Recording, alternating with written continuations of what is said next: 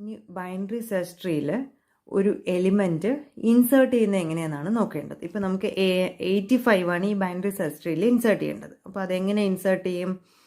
ഈ 85ന് ഇവിടെ ഒരു പൊസിഷൻ ഉണ്ടാവും, ഒരു യുണീക്ക് പൊസിഷനാണ്. ആ പൊസിഷൻ കണ്ടെത്തുക എന്നുള്ളതാണ്.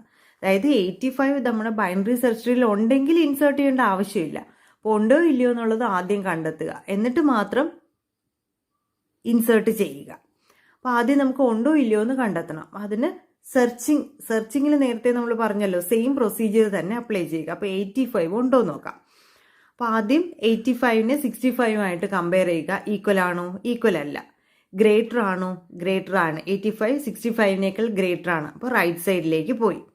അപ്പോൾ അവിടെ നമ്മൾ 74ലാണ് വന്നത്. ഈക്വൽ ആണോ? ഈക്വൽ അല്ല. ലെസ് ആണോ? ലെസ് അല്ല. ഗ്രേറ്റർ ആണോ? ഗ്രേറ്റർ ആണ്. 85 74നേക്കാൾ ഗ്രേറ്റർ ആണ്. നേരെ ഇവിടെ അടുത്തൊരു നോഡിലെത്തി.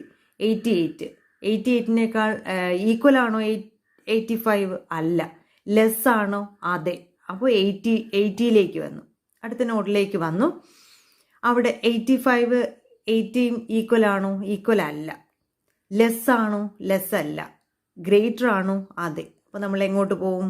റൈറ്റ് സൈഡിലേക്ക് പോകും. റൈറ്റ് സൈഡിലേക്ക് പോകാൻ അവിടെ നോഡ് ഉണ്ടോ? ഇല്ല. റൈറ്റ് സൈഡിലേക്ക് പോകാൻ നോഡില്ല. അതായത് ഇതൊരു ഡെഡ് എൻഡ് ആണ് എന്ന് പറയാം.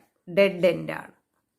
അപ്പോൾ അവിടെ ഡെഡ് എൻഡിൽ എത്തിക്കഴിഞ്ഞാൽ സെർച്ച് അൺസക്സസ്ഫുൾ ആണെന്ന് പറയാം. അതായത് ഈ എലിമെൻ്റ് ഇവിടെ ഇല്ല.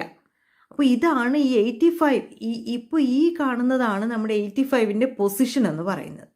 അവിടെ ഒരു പുതിയ നോഡിനെ ക്രിയേറ്റ് ചെയ്തുകൊണ്ട് അതിൻ്റെ ഡേറ്റ വാല്യൂ 85 ആക്കുക.